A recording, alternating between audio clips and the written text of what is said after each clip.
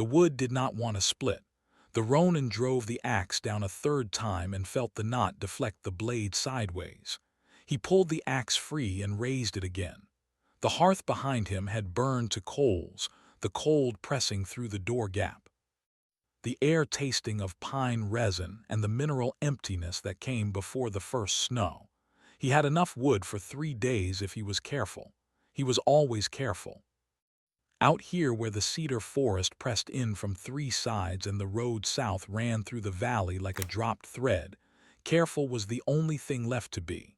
He heard her before he saw her, not her footsteps. The snow had muffled those. But her breathing, too fast when she came around the bend and saw him with the axe. She stopped. He did not move. They regarded each other across 30 paces of packed snow. What he noticed first was not her youth, nor the dark blue kimono stiff with cold, nor the bundle pressed to her chest. What he noticed was that she had been running, and had stopped only to decide whether he was a worse danger than what was behind her.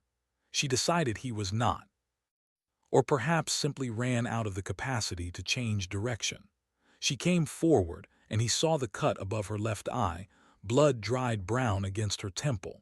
She walked the way people walk when something hurts and they've decided not to show it. Each step slightly uneven. She passed him without speaking, sat down on the wooden step, set the bundle in her lap and breathed. He split the log, then he split the 2 halves. He gathered the pieces and carried them inside past her and stacked them against the wall. He said nothing. She said nothing. He rebuilt the fire from the coals, adding the smallest splits first and waiting until they caught before adding the larger ones, and the light in the shelter shifted from gray to amber, from cold to almost warm. She came inside without asking. She sat against the opposite wall with the bundle still in her lap, and watched him the way a person watches a fire, not looking at him specifically, just keeping him in view, aware of where he was without focusing on it. Her hands, he noticed, had stopped shaking by the time the room was properly warm. That told him something. Not much, but something. He put water on to heat. He had barley, dried fish, a few things he had traded for at the last village. He made food and set a bowl near her without speaking. She ate. The bundle in her lap, he could see now, was clothing, her own clothing, wrapped around itself into a rough parcel. She had left somewhere carrying only what she could grab in moments. What he did not know yet, could not have seen in her careful, controlled face, was that she had been walking for 2 days, and that the men behind her were not strangers who had mistaken her for someone else, but men who had been given specific instructions by specific people, and who would not give up simply because the weather had turned. The fire burned through the morning. He sharpened his blade, a task requiring no thought, and watched the room without appearing to watch it. She slept against the wall, her head dropping and catching, the way people sleep when they don't trust where they are. Once she murmured something and her hand moved on the bundle as though checking it was still there. Then she was awake again, watching the fire. By afternoon he understood the shape of it, a young woman fleeing powerful people, carrying something that mattered, hurt, but not badly. He had seen enough of the world to know that powerful people pursued young women for a limited number of reasons, and those reasons said more about the powerful than about the women. He had not planned on company. The road south would not remain passable much longer. He gave her the corner farthest from the door, the warmest corner, where the heat from the hearth collected along the wall. He did not explain why. She moved to it without comment, and the way she moved, without gratitude, without suspicion, simply accepting the arrangement as the most practical available option, told him something he filed away without examining. Her name. When she finally gave it, came out like a thing she had decided in advance to offer, Shino. No family name, no explanation of the absence of a family name, just Shino, offered flat like a coin placed on a surface rather than handed over. Noriaki. He said, that was all of that. The cut above her eye needed cleaning. She had not cleaned it. He set clean cloth and medicinal herbs near her without comment. She looked at them, then cleaned the cut herself without asking, working by feel and a small bronze mirror from inside the bundle. The fact that she had thought to take that told him she was someone trained to keep track of her own appearance, for whom the mirror was not vanity but professional habit. He understood then what she probably was, or had been: a clan's household, a young attendant trained to dress hair and manage robes and carry messages and be invisible in the rooms where important things were said. Young enough to still be in the early years of that training, and now, for some reason he did not yet have, outside a mountain shelter in the first cold of the season with a cut above her eye and men behind her on the road. He did not ask. The asking would come when she was ready for it, or not at all, and either way he would know more than he knew now. She slept that night properly, for the first time he suspected in several days. And he sat with the fire and listened to the forest and thought about the road conditions and how long the weather would hold, and whether whoever was behind her had stopped at the village below or was still moving. On the morning of the second day, she fixed the sleeve of his jacket without asking. She had needle and thread in a lacquered case inside the bundle, and while he was outside banking snow from the drainage channel, she mended the tear with stitches so small and even they were almost invisible. When he came back in and saw what she had done, he stood in the doorway for a moment. Then he put the jacket on. He did not thank her. She did not expect to be thanked. This was the first complete understanding between them, and it had no words in it at all. By the second afternoon the snow had started again, steadily heavier, and the road south disappeared into white. He watched it from the doorway, and she came and stood behind him and also watched it. Neither of them said what they were both calculating: that she was not leaving today, that the people behind her would also be slowed, that the mathematics had shifted into a shared problem neither of them had asked for. "How many?" he said, the first question, short because it was the only part that mattered. She didn't hesitate. "3 when I last saw them. There may be more now." He nodded. He went back inside and she followed him, and the snow came down outside, and the cedar forest on 3 sides of the shelter held the white light of the afternoon in its branches until the branches were bowed down. With it and the world became very quiet. He asked the second question that evening after food, when the fire was high and the shelter felt almost like a room in a house. "What are you carrying?" She looked at him for a long time.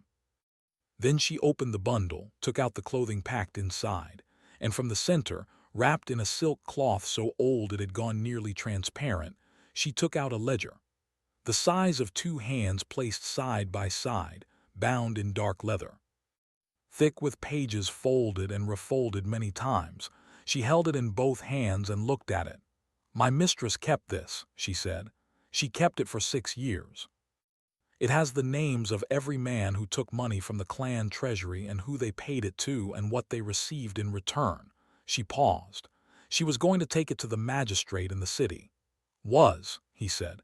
"She died 4 weeks ago." She said it without inflection. "They said it was fever." The fire cracked.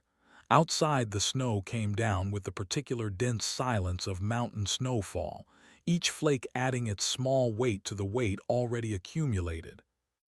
And somewhere in the cedar forest, a branch gave way under that weight and shed it all at once with a sound like a held breath released.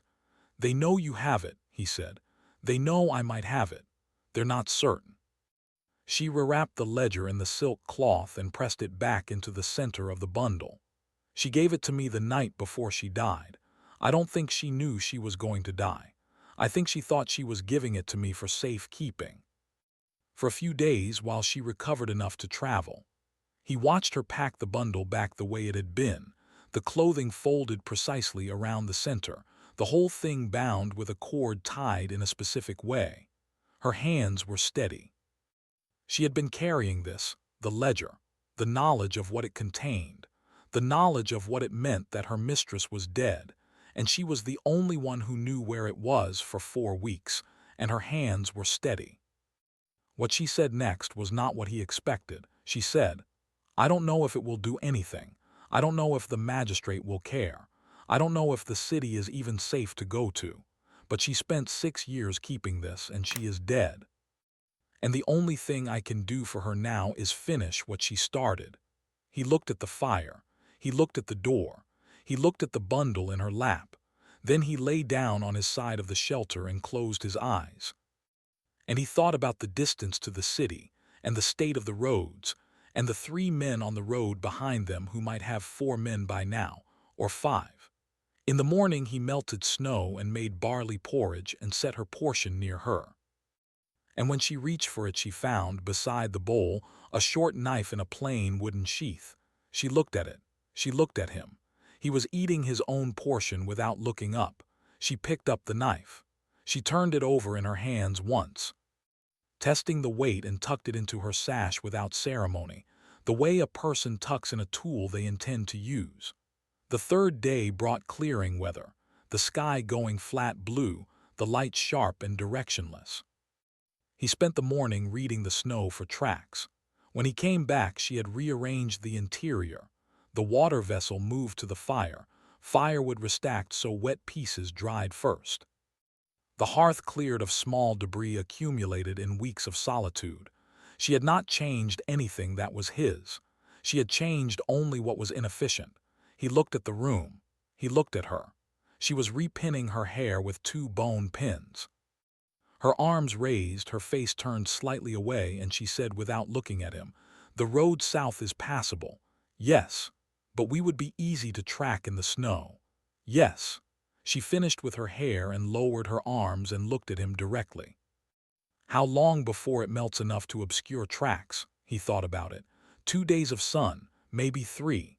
She nodded and looked at the reorganized shelter and said, in a tone that was neither question nor request but simply an assessment of logistics, "Then we stay 2 more days."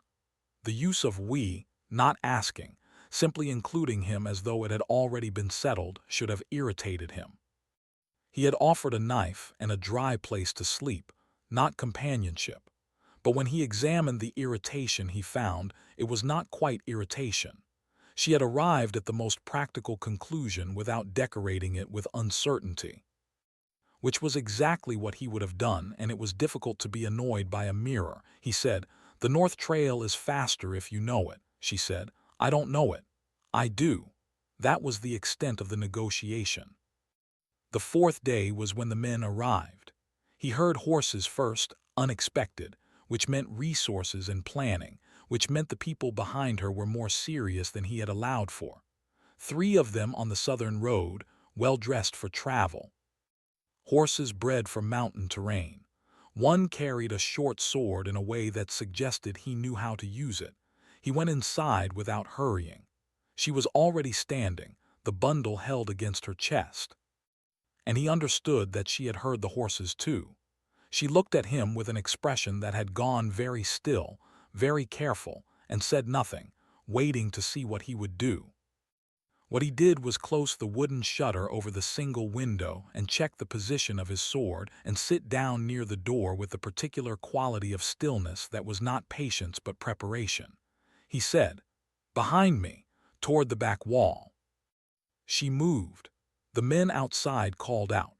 They identified themselves as retainers of a household he recognized by name, a significant household, which explained the horses and the planning, and said they were looking for a young woman traveling alone. They were polite. This was the politeness of people who were confident they would find what they were looking for. He opened the door and stood in it. The negotiation was brief. He said he was sheltering alone. He said he had seen a young woman the previous morning on the road north. The lead retainer looked past him into the shelter. 1 bedroll. 1 set of cooking equipment, 1 man's worth of gear. He looked at the Ronin's face. It gave nothing at all. They thanked him. They took the north road. He watched them go until they were out of sight, then closed the door. She came out from behind the inner wall where the shadow had been deepest and the gear stacked highest, and she had the short knife he had given her in her right hand. She looked at it. She looked at him. She put it back in her sash. The fact that she had been ready to use it, not panicked, not trembling, but positioned with her weight balanced, the knife held correctly for someone who had thought carefully about how to use it, was the thing he did not comment on. Commenting would have diminished it. He went outside to check whether the horses had left tracks he needed to account for. They left before dawn, the light still the dark blue of pre-dawn, snow reflecting just enough sky to see by. He took the North Trail, unmarked to anyone who hadn't spent weeks learning it, winding through the cedar forest before climbing to the ridge that looked down on 3 valleys. She followed in silence, placing her feet where he placed his, reading the trail through him rather than trying to read it herself. They stopped at midday in a hollow where a fallen cedar had created a windbreak, and the snow was thin enough to sit on without real discomfort.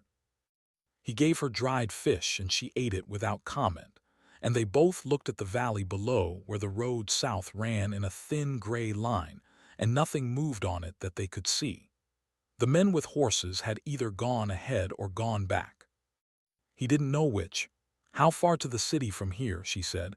3 days in summer, 5 in this." She looked at the valley. She looked at her hands, which were cold despite the wrapping she'd added at the shelter. The fingers reddened at the tips, she said. She was 19 when she started keeping the ledger. She kept it because she had no other way to fight. She paused. "I used to think that was very brave. Now I think it was just what you do when fighting is the only thing left." He said nothing. The wind moved through the cedar branches above them and shed a small cascade of snow that fell between them like a curtain briefly drawn. The light was the flat gray of overcast afternoon, and somewhere below in the valley a temple bell rang once, twice, then fell silent. He stood up. She stood up. They went on. The second night they sheltered in a half-ruined post station abandoned for at least a decade, the roof mostly intact but the walls open to the wind in 2 places. He blocked the worst gaps with his pack. She blocked the other with her bundle. And they built the smallest fire that would still produce warmth and sat on opposite sides of it and said nothing for a long time. Then she said, "Do you know why I didn't hide the ledger before I ran?" He looked at the fire. "Because if I'd hidden it and they'd caught me, they could have made me tell them where it was." She looked at her hands. "I'm not brave enough to not tell them if they were hurting me, so I kept it with me, if they catch me with it. At least the decision is made already." He looked at her over the fire, and what he saw was not a frightened young woman out of her depth. What he saw was a person who had thought clearly about her own limitations and made a practical decision that accounted for them. He looked long enough that she noticed, and her chin came up slightly, not in challenge, but in the automatic habit of composure. He said, "The magistrate in the city, do you have a name? His name or someone who can get me to him?" "Both." She looked at him. Then she told him. He knew one of the names she gave not well, but enough to know the man was honest, or had been the last time anyone had found reason to test it. He filed this away. He looked at the fire. He said, "Get some sleep." She lay down on her side with the bundle pressed against her chest, and in a few minutes her breathing slowed, and the fire burned down, and he sat in the orange light and thought about the city and the roads and the men with horses, and the name of the magistrate and the ledger wrapped in its ancient silk cloth. 6 years of a dead woman's careful watching pressed between its covers. Something in him had stopped moving in a direction and was considering whether to move in a different one. He did not examine this too closely. He had stopped examining his own decisions at some point after his master's death, having found that examination did not change the decisions. It only made them slower. The third day brought them down off the ridge and into the lower forest where snow was thinner and light came through the pines in long pale shafts. They walked in and out of those shafts through the morning without speaking. The forest around them occupied with its own activity. Birds in the high branches, the distant sound of water, once a deer that stood in the trail and turned and was gone without hurry. They were 2 hours from the city when the second group of men found them. Not on the trail, but on the road they had to join when it ended, where the valley floor met the main road. 4 men, no horses. Waiting with the stillness of people who had received information and arranged themselves accordingly. The lead man wore his sword without a scabbard cover. The others carried staves with the posture of men more comfortable with staves than anything more refined. Shino stopped beside him. He could see her in his peripheral vision, still, not trembling. The bundle pressed against her chest with her left arm and her right hand near but not at the knife in her sash. Waiting, he said, without turning to look at her, "Stay behind me and 10 steps back. If I go down, run for the tree line and stay in it until dark," she said, very quietly. "I know." What happened next did not take long.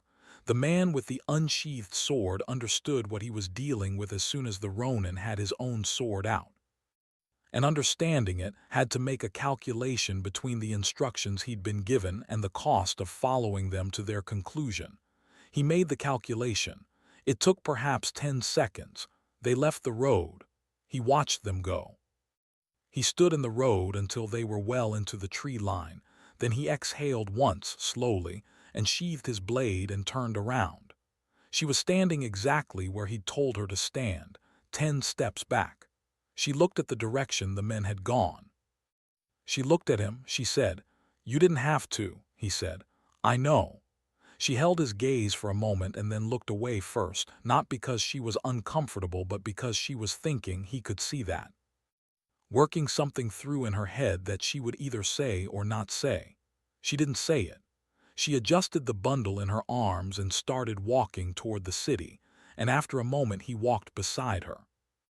The city appeared between the hills in the late afternoon, gray rooftops emerging from haze, its noise reaching them before the detail did, voices, animals, many people living close. She stopped where the road widened toward the gate and looked at the city the way a person looks at something they have worked toward and are not certain will receive them. Then she walked through the gate. He walked through behind her and stopped just inside and watched her navigate the crowd with the same focused attention she'd brought to the mountain trail, not attracting attention, just a young woman with a bundle and somewhere to go. She turned once, found him in the crowd, held his gaze for 2 seconds. Then she turned and went on. He watched her until she turned a corner and was gone. He stood in the street for a while. People moved around him. A vendor called out prices for pickled vegetables, the smell of brine cutting through the cold air. A temple bell rang the hour. He thought about the men who had been on the road and whether they would send more and what more would mean. And whether the magistrate whose name he now knew was actually the honest man he had last heard him to be. He turned and walked back toward the gate. He stopped before he reached it. He stood in the street with people moving around him and thought about a dead woman who had kept a ledger for 6 years, and a living woman carrying it through mountain passes in winter. He thought about bravery, about what she had said, that it was not the absence of limitations but the decision to account for them. He thought about stitches so small and even they were almost invisible. He turned back. He found the address she'd been given on her mistress's instructions. He had memorized it when she told him the magistrate's name, and he stood in the street across from it and watched the door. And within the hour she came out and saw him and stopped. She said nothing. He said nothing. She looked at him for a moment with an expression that had, for the first time, something in it he could not completely read. Then she turned and went back inside and left the door open. He stood in the street one more moment. Then he crossed to the door and went in. The magistrate was a compact, careful man who listened without interrupting and read the first pages of the ledger with the expression of someone reading a document they had suspected existed and are not pleased to find confirmed. He asked several questions, all practical. She answered them precisely, and his careful gaze moved from the ledger to her face several times in the way of someone recalibrating their assessment. When he asked who her companion was, she said, A man who knows the North Trail. The magistrate looked at the Ronin. The Ronin looked back. Will you stay in the city? The magistrate asked him. While this matter is investigated, I may need to ask you questions about what you observed on the road. He looked at the window. Through it the late afternoon light had gone golden, the winter sun dropping early toward the hills, laying its long slant across the city's gray rooftops and turning them briefly amber. He thought about the shelter in the mountains with its stacked wood and its cleared hearth and no reason to go back to it. For a while, he said. Outside the magistrate's house the street was quieter, vendors packing up, the cold returning with the faded light. They walked without direction, side by side, not quite together, not quite apart, and neither of them spoke about the road or the men or the ledger or what the magistrate would or wouldn't do. None of that was finished, and talking about what isn't finished is not useful. She stopped in front of a tea house and looked at the paper lanterns hung in its entrance, glowing amber in the dusk. He stopped beside her. I have money for 1 cup. She said. He looked at the lanterns. He looked at the street. He looked at nothing in particular for a moment, in the way of a man making a decision he has already made. He put his hand in his coat and found the coins there and felt their weight. 2 cups, he said. She went in and he followed her, and the door closed behind them, and outside the city settled into its evening with all its ordinary noise, and above the rooftops the first stars appeared in the cold, dark sky one by one, steady and unhurried, the way they always have. If you were carrying something that cost someone their life, something that might or might not change anything at all, would you have kept walking? Or would you have put it down somewhere in the snow and told yourself it wasn't yours to carry?